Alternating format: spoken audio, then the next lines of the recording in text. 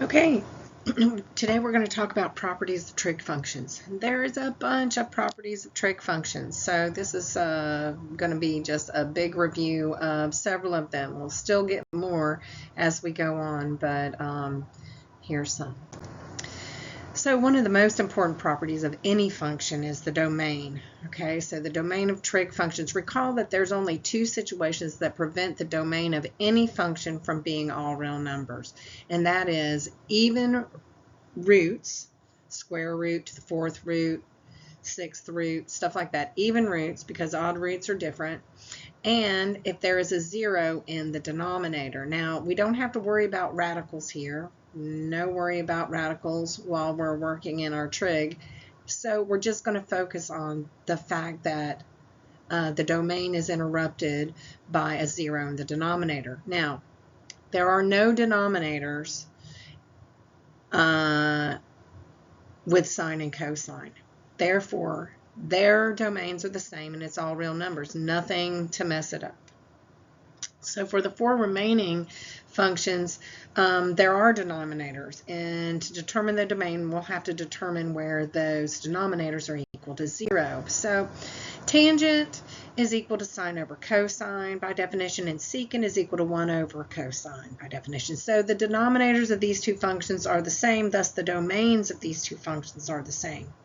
So we need to determine where the denominator is equal to zero. And incidentally, it will also tell us where those vertical asymptotes are. Remember in chapter 5, we studied vertical asymptotes with the rational functions, and those are going to come into play in our next class when we start talking about graphing these functions. Okay, so the domain and vertical asymptotes are completely related. The restrictions on the domains equal the vertical asymptotes. Now, cosine is equal to 0 at pi over 2 and 3 pi over 2 on that 0 to 2 pi situation, but in fact, it is 0 at every single odd multiple of pi over 2. So in math, we can't write down a whole list of every single possibility, so we denote it mathematically, and here is the mathematical denotion. It is 2k minus 1 times pi over 2, where k is an element of the integers. And here you can see that we could plug in k is equal to -2, for instance, and we're going to get an odd multiple of pi over 2. So if we plug in -2, here we go, -4 minus 1 is -5 pi over 2.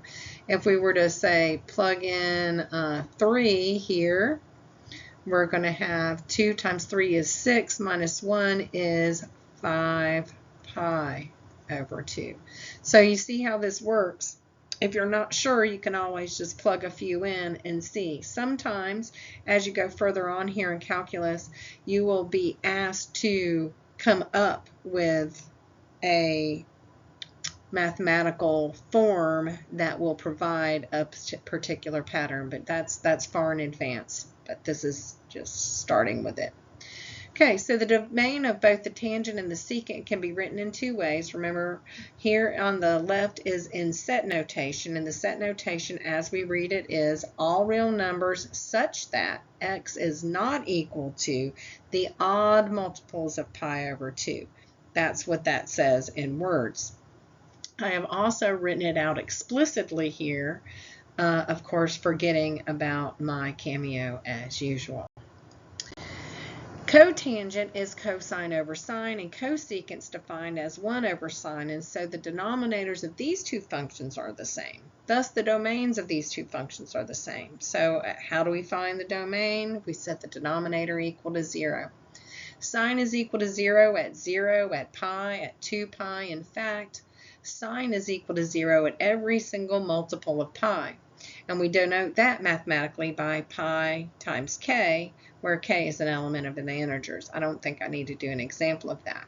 So the domain of both the cotangent and the cosecant are, and as read, all real numbers such that x is not equal to any multiple of pi. And we can rewrite that kind of explicitly here as shown. Don't forget that 0 is also a multiple of pi.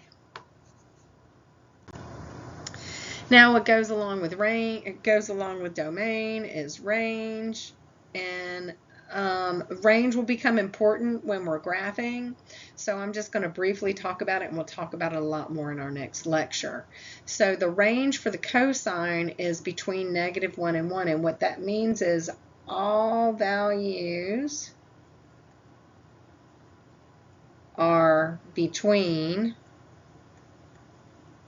-1 and 1. Unless there is an amplifier. And we'll talk about that in our next lesson, because our next lesson is going to be graphing. Cosecant and secant is all values except between -1 and 1. And again, unless there's an amplifier, that's going to change that as well. And you notice that for the tangent and cotangent, all values, all real numbers, it doesn't matter if there's an amplifier, because all real numbers are all real numbers. So it's just plain all real numbers. Okay. Now over here on the right-hand side of the slide, I have more properties for you, and these properties are the periodic properties. And the functions are considered periodic because as we go around, as we found with coterminal angles, as we go around, we keep on repeating the same values on that circle, and the functions are defined within a full circle. So a full circle for the sine and the cosine and the cosecant and the secant is 2 pi. So the period is what we call it here. So the period for these guys are 2 pi. Now tangent and cotangent are different. Of course, they couldn't all be the same, right? If everything was the same, this would be way too easy. So for the tangent and the cotangent, the period is just plain pi. And I'll explain to you graphically what that means. And once you start seeing pictures of the graph, you'll understand that, and it'll help you remember that. Okay. Now, before we get much further, it is really important for me to kind of concrete the idea of radian measures. This is the thing that students just struggle their butts off on, okay? So I'm going to spend some time and really break this down. And so here I have my Cartesian coordinates, right? And we have our usual, this is 0, this is pi, this is pi over 2, this is 3 pi over 2. Those are our quadrantal angles, those quadrant angles that have special value. Okay, so those are always the same, and those don't change. Now, if we want to look at pi over 3 and how that fits across in our circle on our Cartesian coordinate, or all students take calculus, like it's super important for us to go around in a circle here. So let's break this up. Now, pi over 3 means there are 3 sections per pi measure.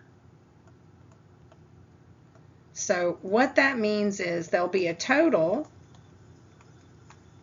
of 6 sections. Okay? Because a circle is 2 pi.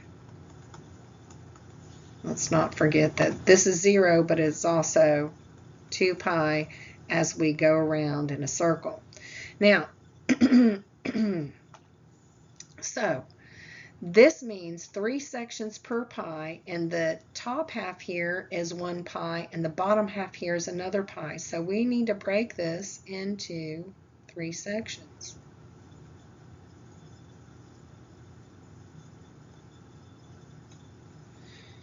And we need to break the bottom part into 3 sections. Now you have to ignore the axes. You have to ignore that white axis and also ignore the fact that I don't draw the greatest so that you can see the groups here. Now this is one section. This is another section. I know it's not perfect because I'm imperfect. This is the third section on the top, and then if we look here on the bottom, here is one section, here is another section, and here is another section. Now, if we're going to go through here and label our angles here, if this is 0, then this is going to be 1 pi over 3. The next one is going to be 2 pi over 3. The next one here is 3 pi over 3. Next one being 4 pi over 3. 5 pi over 3.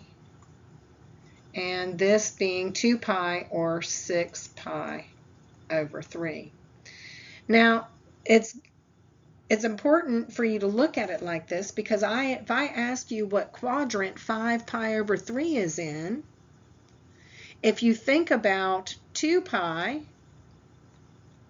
in the terms of this being 6 pi over 3, then 5 pi over 3 is one step back from 6 pi over 3, so it would have to fall in quadrant 4.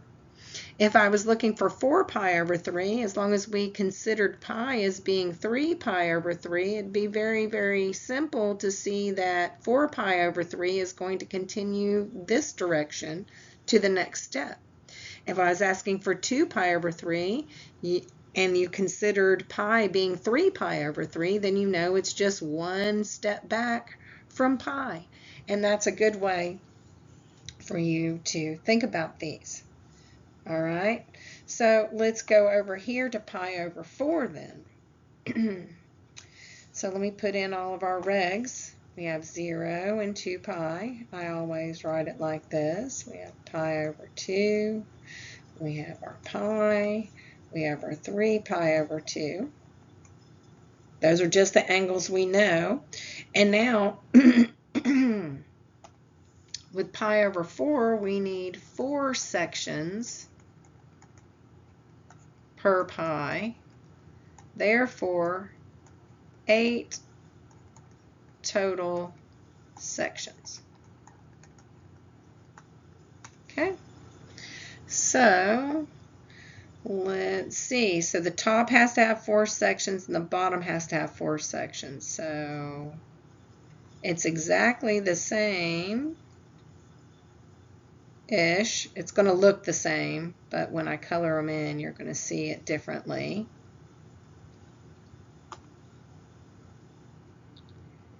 And this one, here's 1 section, 2 sections, 3 sections, 4. So there's the 4 on top, the 4 sections of 1 pi, and 5, 6, 7, and 8. Okay, and as we count around here, this is 0 pi's over 4, this is 1 pi over 4, this would be 2 pi over 4, which happens to be the same as pi over 2. This would be 3 pi over 4. This one will be 4 pi over 4. This one will be 5 pi over 4.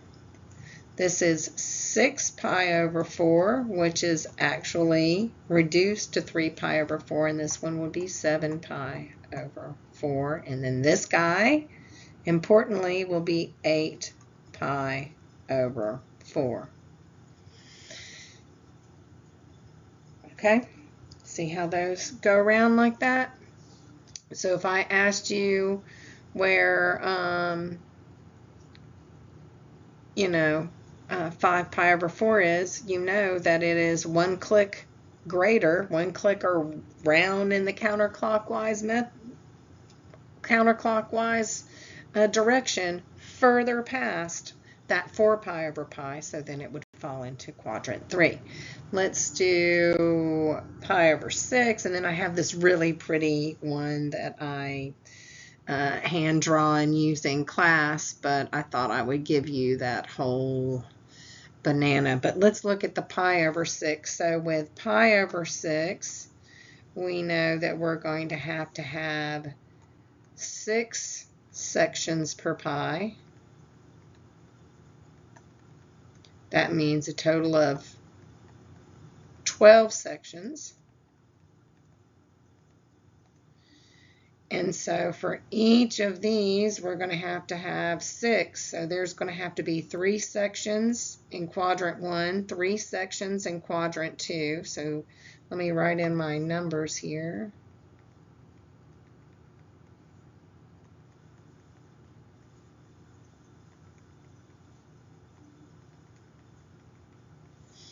And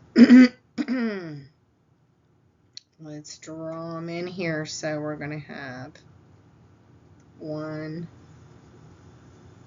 2, 1, 2, 1, 2, 1, 2. Let me show you all those spots. There is 1, 2, 3, 4, 5, 6. So 6 in that pi. 1, 2, 3, 4, 5, 6 in that bottom part of the pi. And then let's get our answers here. So that's 0 pi over 6, 1 pi over 6, 2 pi over 6, which is actually reduced as pi over 3, 3 pi over 6, which is equal to pi over 2, 4 pi over 6, which is equal to 2 pi over 3, 5 pi over 6, this guy is 6 pi over 6, 7 pi over 6, 8 pi over 6, which is equal to 4 pi over 3. This is 9 pi over 6, which is equal to 3 pi over 2. 10 pi over 6, which is 5 pi over 4. And 11 pi over 6. And then finally, this guy is 12 pi's over 6. And you can see it all nicely done here to the left. All right. Yay. Okay, let's keep on going.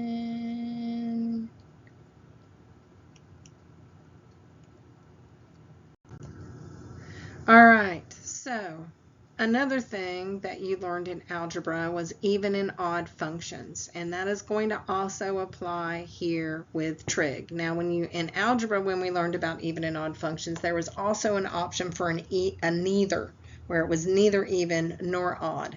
We don't have that situation here. So in the case of trig functions, they're either going to fall under the even or the odd category.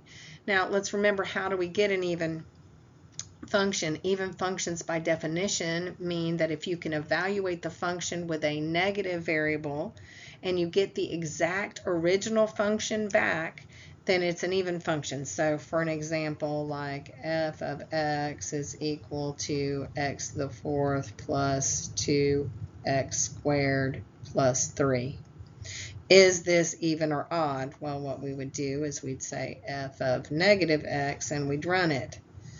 We put in a negative x to the fourth plus 2 negative x squared plus 3. That's going to still give us our positive x to the fourth plus 2x squared plus 3, the original. Okay, therefore that guy's even. Looking at the odd, it's an example for the odd. If I had f of x is equal to 2x cubed minus 10x, if we wanted to look at this we would say f of negative x, and we'd evaluate that. So 2 times negative x cubed minus 10 times negative x, and then you'd simplify that out. Well, that's going to be negative 2x cubed plus 10x. That's exactly the opposite. Therefore, that guy is odd. That is the exact opposite of the original, and that's what this says here. For an odd function, if you plug in a negative, you get exactly the negative of that function out. So how does that apply to trig functions? Well, that applies to cosine and secant functions are even, and all the rest of the functions are odd. Now, what does that mean to us? If the argument of a cosine or a secant is negative, we get to ignore the negative and remove it altogether, okay? Because it's this situation up here. It's just like this, so it's not going to change anything, all right? Now, for sine, cosecant, tan, and cotan, what does that mean? That means that we can pull the negative out front. So if the argument is negative for sine, cosecant, tan, or cotan, then notice that the negative comes out front and is gone from inside here. So back to something we've done a few times already, and I'm going to keep on like adding more and more kind of things to this, but it's evaluating without a calculator. Okay, so here's the steps for evaluating the trig expressions. Now I've added a new step, and the new step is pull the negative out of the argument to in front of the function if it's not cosine or secant. So here, this is the cosine of a negative number, so this is just equal to cosine of pi over 4. Pi over 4 is already a reference angle.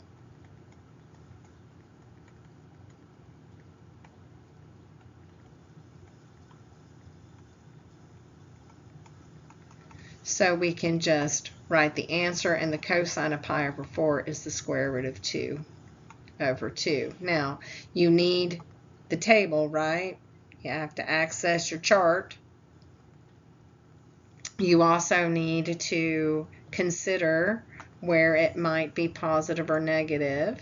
So you'll also need to consider your all students take calculus. Okay, and just for fun, let me just list off the reference angles. Those are just the angles from quadrant 1. So we have 0, we have pi over 3, we have pi over 4, we have pi over 6, and we have pi over 2. And in fact, the only angles that are actually within that are not quadrant angles, I'm not even going to try to say that, quadrantal, are pi over 3, pi over 4, and pi over 6. Those are the ones that are not on the edges, right? Okay. So we also have to consider the sine of the particular angle as well. Now, let's look at this one. Tangent of 5 pi over 6. So 5 pi over 6 is in quadrant. There's no negative, so we don't need to worry about that. Coterminal, okay, let me refresh that real quick. Coterminal means if angle is greater than 2 pi, then subtract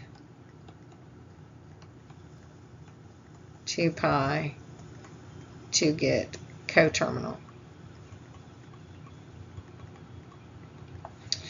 Okay, now there's another thing here. We need to find our reference angle, and let's remember how to find our reference angle. We're like, oh, okay, so here's where our reference angle is. If it were in quadrant 2, it is pi minus the angle. If we're in quadrant 3, it's the angle minus pi, and if we're in quadrant 2, it is 2 pi minus the angle. Okay, so that's how we find our reference angle. And remember, the reference angle refers us back to quadrant 1, so we can use the chart.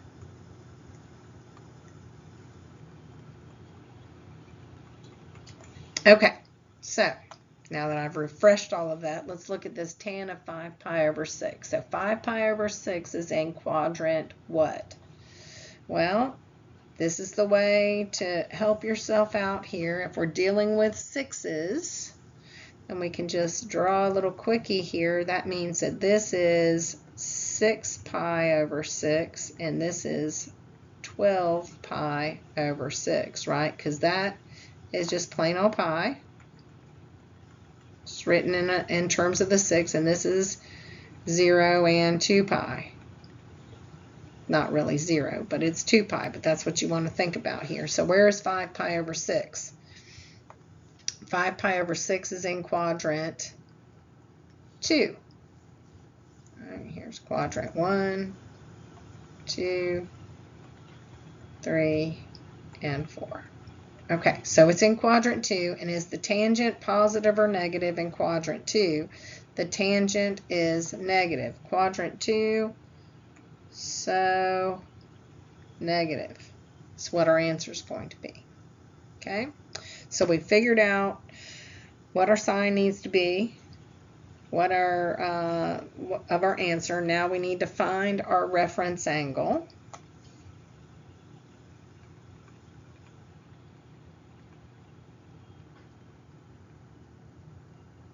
And because we're in quadrant 2, we're going to say pi minus our angle, which is 5 pi over 6. And we'll do that math. So that's 6 pi over 6 minus 5 pi over 6 gives us just plain old pi over 6. So right now we know that the tangent of 5 pi over 6 is equal to negative the tangent of pi over 6, and that is negative, and the tangent of pi over 6 is the square root of 3. I haven't made the chart today, but trust me on this. Hopefully you have your chart, made a chart before class started, or you have paused me to make a chart. There's going to be some you-dos for you, so I hope you have your chart. Okay, so let's take a look at this one here. Sine of negative 2 pi over 3. Okay, now, just so that we don't lose anything here, that's equal to negative the sine of 2 pi over 3, because sine is odd. It's an odd function, so we pull it out, okay? Now, 2 pi over 3, what quadrant is that in? I'm going to just draw me a little quickie here. This is 6 pi over 3, and this is 3 pi over 3. So 2 pi over 3 is also in quadrant 2, and is sine positive or negative in quadrant 2? So positive. So we're not going to be adding in any more negatives. Okay, that doesn't mean that we're going to change this negative to positive. This guy's sticking here. So that's going to be equal to negative the sine of, and now let's find our reference angle. We're in quadrant 2, so we're going to say pi minus 2 pi over 3. So that's 3 pi over 3 minus 2 pi over 3 gives us just a stinking pi over 3. So now that becomes sine of pi over 3. And that's negative, and the sine of pi over 3 is the square root of 3 over 2. Okay. Let's do this next one, cotan here. Cotan is also an odd function. So we get to pull that negative out instead of finding the coterminal angle to that and then finding the reference angle. We can just pull that guy out, so it becomes negative cotan of 4 pi over 3. And now we need to figure out where 4 pi over 3 is, and if we look over here where we've drawn this real quick, we can see if the x-axis is 0 and 3 pi over 3, then 4 pi over 3 is going to happen down here in quadrant 3. Now the cotan in quadrant 3 happens to be positive. That's not going to change this particular negative right here, just like it didn't change it on the last one. So this is going to be equal to negative the cotan of, and now let's find our reference angle. We're going to say we're in the third quadrant, so that is the angle minus pi. Let me write that up here, just so you can, here's our reference. This is pi minus theta, this is theta minus pi, and this is 2 theta minus, or 2 pi minus theta, my bad. Okay, so our reference angle here in this position is going to be 4 pi over 3 minus pi. That's a 4 pi over 3 minus a 3 pi over 3. Just gives us pi over 3. And so the cotan of pi over 3. Now I'm going to have to do a little bit of work here. The cotan is the inverse of the tangent. I don't have my chart here, so you could just at this point see chart and done,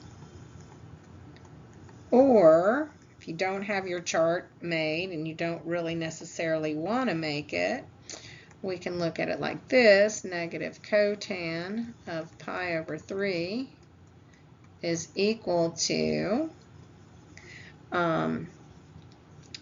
negative 1 over the tangent of pi over 3. And that's minus 1 over, and the tangent of pi over 3 is the square root of 3. And then, of course, we cannot leave anything that's not rationalized, so we'll have to square root of 3 over the square root of 3 this guy. And that's going to give us our final answer as negative square root of 3 over 3.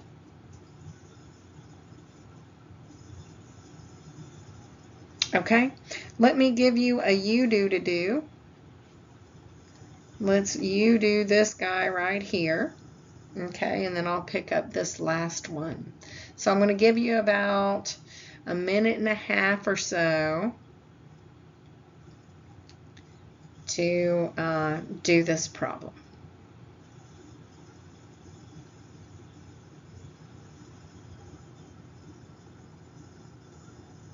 Do we need to find the coterminal angle? Is 11 pi over 4 bigger than 2 pi?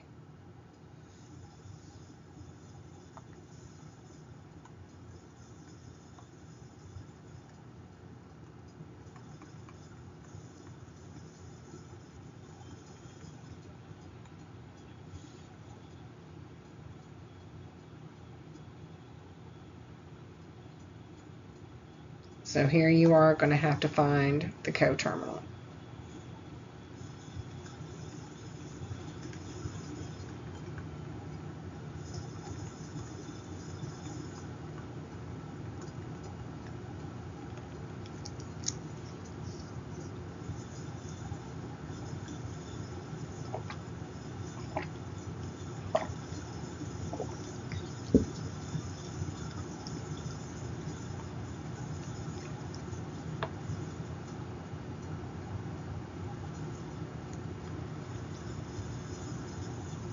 Okay, as usual, if you're not quite yet done, please pause right now so you can finish up your problem and then take a look so you can grade yourself and see how you're doing.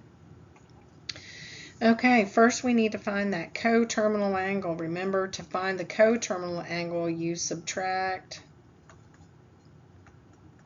2 pi's.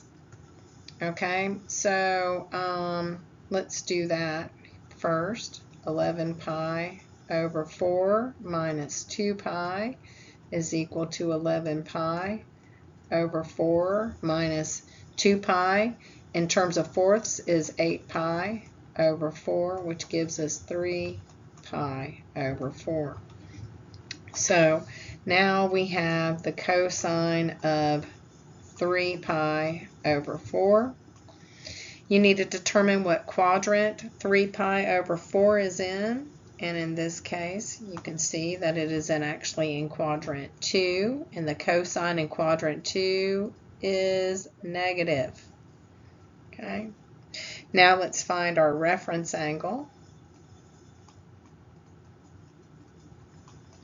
Being in quadrant 2, we're going to say pi minus our angle.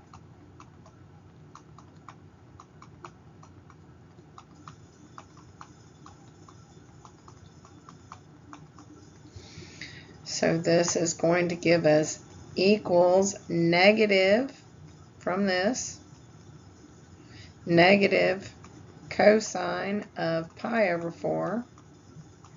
And the cosine of pi over 4 is square root of 2 over 2. So our answer is negative square root of 2 over 2. Okay, great. So let's get to the next one. Okay. And here tangent is odd. So I'm going to go ahead and pull out that negative. Negative tangent of 37 pi over 6. Now, definitely 37 pi over 6 is way bigger than what 2 pi is. So if we're talking about 6 here, 2 pi is 12 pi over 6, and this guy would be 6 pi over 6. So how many groups of 6 can we take out? And I think when I work this problem, my brain is like,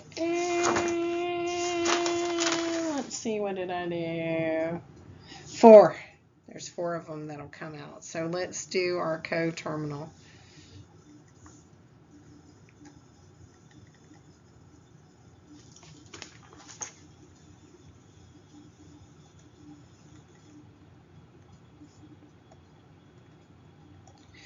Okay, and so we're going to say 37 pi over 6, and I'm going to take 6 times 6.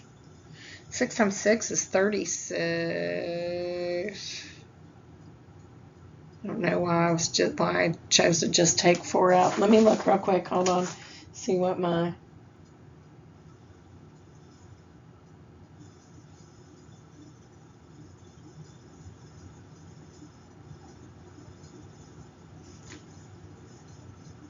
Yeah. Okay. There's a reason why. So we're just going to go with it. So we can take out 4 multiples of 2 pi.